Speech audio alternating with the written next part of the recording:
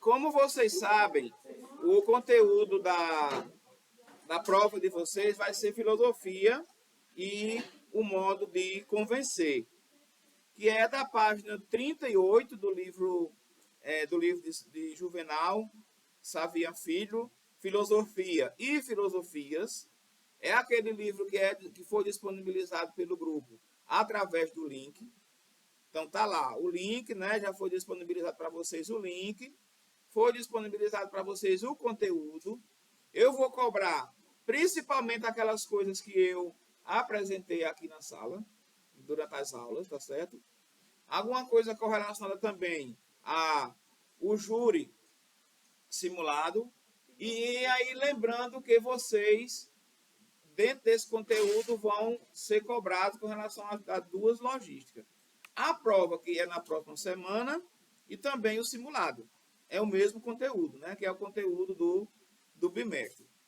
Então, assim, dentro dessa logística, a gente precisa compreender o que seria a finalidade do conhecimento, ou seja, qual o modo que envolve a questão do conhecimento.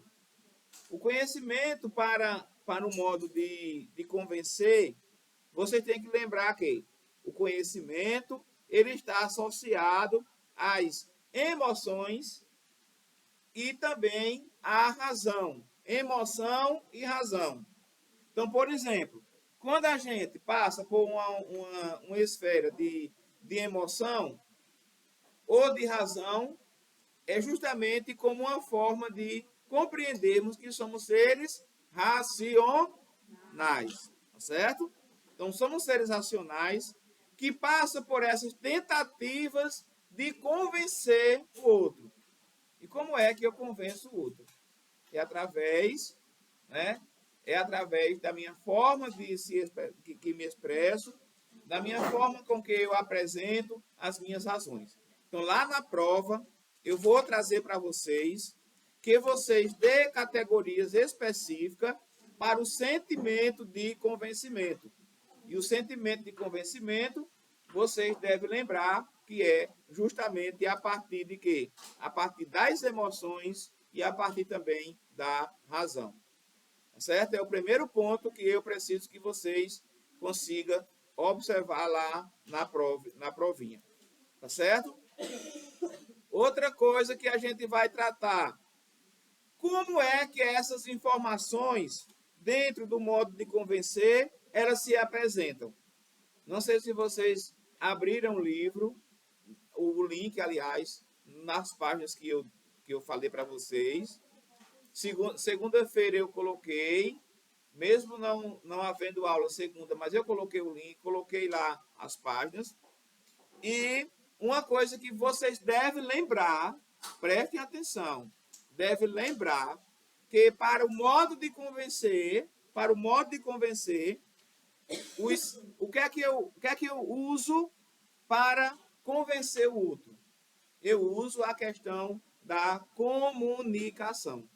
É através da minha fala, é através das minhas expressões. As expressões, elas não é necessariamente orais, né? Ou oral, mas ela pode ser qualquer expressão física, como apresentar um vídeo, apresentar uma foto, qualquer expressão que tenha a ver, né? Qualquer expressão que tenha a ver com a comunicação, ela passa por esse crivo de convencimento. Então, o convencimento, ele é uma das formas, uma das ferramentas para o convencimento é a comunicação. Estão entendendo? E aí, se eu fosse vocês, eu estaria anotando alguma coisa aí, para no final da aula, daqui a pouco, a gente fazer algumas perguntas. Mas o convencimento está ligado à comunicação, certo? O conhecimento está ligado à comunicação. E o convencimento e também as expressões desse convencimento está ligado à razão e está ligado também às emoções, certo? Outro ponto, eu diria que seria para nós aqui o terceiro ponto. O terceiro ponto é como que se apresenta, como é que vai se apresentar essa comunicação para o modo do convencimento dentro da filosofia. Na sociedade, quais os sentimentos, quais as ferramentas de convencimento que é usado para convencer, evidentemente, o próximo, para chamar a atenção. Por exemplo, a gente vai lembrar aí a questão do marketing, certo? O uso de ferramentas para as questões de lógica da sociedade. Então, tem aí a razão, tem aí o convencimento, tem aí as emoções. E como é que eu me apresento por meio dessa comunicação? Através das expressões artísticas, certo? Então, lembrar que as expressões artísticas, uma música, certo? Uma poesia, um conto. Então, tudo isso aí está envolvido justamente com a questão do modo de convencimento. Então, ferramentas para a comunicação está as expressões artísticas. Nessas expressões artísticas, nós temos o envolvimento, evidentemente, de pessoas racionais que expressam as suas emoções. Então, lembrar disso aí. Então, quando você... Ferramentas para o convencimento. Ferramentas para o convencimento. Certo? Então, a ferramenta para o conhecimento estão ligados às expressões artísticas. Então, quando você fala, quando você se expressa, como no júri simulado que vocês viram, né? Tem essa conotação de alguém querer expor o outro, querer convencer o outro. Ali se tem uma visão também, evidentemente, artística, por assim dizer. Tá certo? Vamos para o outro ponto. O outro ponto que eu gostaria que vocês compreendessem é aquele mapa mental. Não sei se seria um mapa mental dentro do sentido mais amplo, mas é aquele... vou tirar o termo de mapa mental e colocar a tabela, né? É aquela tabela da página 51, que é aquela tabela que, inclusive, a gente gravou um vídeo, aquele videozinho que eu até postei nas minhas redes sociais. Entendeu? Né? Mas postei, vocês nem viram, né? Vocês não me seguem, tudo bem. Fazer o quê, né? Depressão à parte. Vamos lá. Aí, nós temos lá que nessa tabela temos os exemplos de juízo. Então, a tabela, ela vai vir em algum momento se apresentar com algumas lacunas, ou seja, com alguns espaços em brancos que vocês vão preencher. Então, o juízo, ele é o quê? Universal e particular. Os universais e particulares, eles são divididos em afirmativo e negativo. Os negativos e afirmativos é dividido em quê? Em verdadeiro e falso. E aí, para cada um desses, vai ter um exemplo. Na tabela possa ser que além das lacunas abertas para que vocês preencham, possam vir também um exemplo, para que você dê um exemplo de um tipo de juízo universal, afirmativo, falso, ou um juízo universal, negativo, verdadeiro. Você tem que lembrar que coloca lá um exemplo. Não é obrigado ser o exemplo que está na tabela. Não quero que vocês decorem a tabela, ou, aliás, o exemplo, mas eu quero que vocês aprendam e coloquem lá um exemplo para tal. Tá certo? Vamos para um quinto ponto. No quinto ponto, eu gostaria de trazer para vocês o que a gente trabalhou, inclusive eu trouxe para vocês um material que era trabalhando sobre pressuposto. Vocês lembram?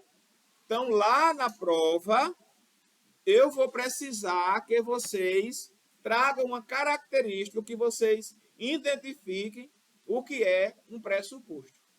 Qual o significado do pressuposto, né? O pressuposto, ele tem uma função antecipante de uma ação. se pressupõe. Então, lembrar, fez, né? Não no sentido somente do pressuposto, mas lembrar de toda vez que tiver aí esse termo pré, né? Pré é que está dando uma noção de que algo vem posteriormente. Algo vem ser posto posteriormente dentro do pressuposto. Então, por exemplo, pré-socráticos são os filósofos que vieram antes de Sócrates. Pré-escola é uma escola que vem antes da escola. Não é uma escola. Não vai ter nota, não vai cobrar nada. É só um momento para as crianças aprenderem, ter uma noção básica de escola. Mas não é uma escola, é uma pré-escola, né? Que hoje em dia não sei se existe mais esse termo pré-escola, né? Mas pressuposto. Vem algo posto depois, mas o pré, né? Ou seja, hoje está nublado, né? Dá um pressuposto que vai chover. Ou seja, se está nublado, posteriormente vai chover. Então, lembrar de identificar o que é o pressuposto, né? Que se acredita, que se julga, que se sabe, que se antecipa, que se pressupõe algo que venha a ser, que venha a acontecer posteriormente, né? Um objeto ou algo que vai surgir depois, né? Que seria aí como a questão do pressuposto. Outro ponto, sexto ponto. O sexto ponto que eu queria que vocês observassem é a questão do método discursivo, né? Quando é que se apresenta um método discursivo? O método discursivo, ele procura convencer por meio de um discurso, tá certo? Por meio de um discurso construído segundo as regras, né, que se concentram apenas em afirmação e negação, ou seja, de que aconteceu ou não aconteceu, que podem ser avaliados por meio de jogadores desse discurso, por meio de suas construções, e onde esses discursos têm base na ativação também das emoções. Ou seja, quando eu falo, possa ser, como a gente viu ainda agora aqui, né, com Ana Cecília, a gente pode usar até esse exemplo, que quando eu falo, eu posso gerar emoções em terceiros, né? Particularidades à parte, vida que segue. Então, assim, até onde eu falo, eu gero emoção. Se eu gerar emoção, é porque eu usei um modo discursivo, e esse modo discursivo ele foi provocador e não a terceira pessoa. Possa ser que eu fale, aliás, e não dê nenhum sentido. Ou seja, não seja nem ouvido. Possa ser. Mas se eu usar meu modo discursivo, a minha forma de apresentar com veemência, falando sei lá, bravejando, com vigor, dentro do respeito e arrependimento, vocês vão ter um impacto. Né? Se eu chegar aqui caladinho, não tô nem aí, não vai gerar muito impacto não. Mas se eu chegar aqui alvoroçado como eu sou mesmo, né, vocês já vão ter aquele susto, né? Então é tipo isso. Sexto ponto. O sexto ponto, eu vou precisar também que vocês compreendam não o método discursivo só, mas que vocês compreendam o que seria um argumento. O argumento ele vem acompanhado de quê? De premissa, pressuposto e conclusão. Exatamente. Então, lembrar dessas características, né? Onde é que essas que se expressam essa dedução? Como é que ela também vai ser dividida? Vocês lembram aí? Deixa eu ver se eu acho aqui a página agora, para vocês. Lá... o quê? Vamos lá. Compreender que dessas características das afirmações, elas estão divididas, né? Compreender as divisões de premissa, né? Pressuposto e de conclusão. Aí, eu vou querer que vocês observem, deixa eu ver qual é a página. A página lá do... Pronto. É 47. 47. Aonde tem aí que os tipos de argumento no modo discursivo vai vir apresentado de silogismo ou dedução, indução, analogia e metáfora. E por último, qual é, gente? Pronto, e argumento de autoridade. Se não souber quais são esses aí direitinho, já sabe que perderam a questão da prova, já sabe, né? Vão perder. Tem que lembrar disso aí. Certo? Lembrar de silogismo, dedução, porque eles fazem parte dos tipos de argumento no modo discursivo. Certo? Não é fácil assunto, né? Não, não é. Mas eu vou trazer para vocês também. Por exemplo, eu vou lá naquela tabela ainda que eu falei anteriormente, eu vou trazer um exemplo. Eu vou dar um exemplo. Lembra daquele exemplo que diz assim, ó, todo ser humano é mamífero, o ser humano é um ser que tem asa, nenhum ser humano é um ser que tem asa, o ser humano não é mamífero, certo? Eu vou trazer alguns desses exemplos, viu, Ana Clara? E você vai precisar dizer o que ele é. Entendeu? Amém? Era bom que fosse aberta essa prova, não era? Não. Vamos lá. Aí. Oi? Se eu colocar para vocês aí, todo ser humano é mamífero, isso é o quê?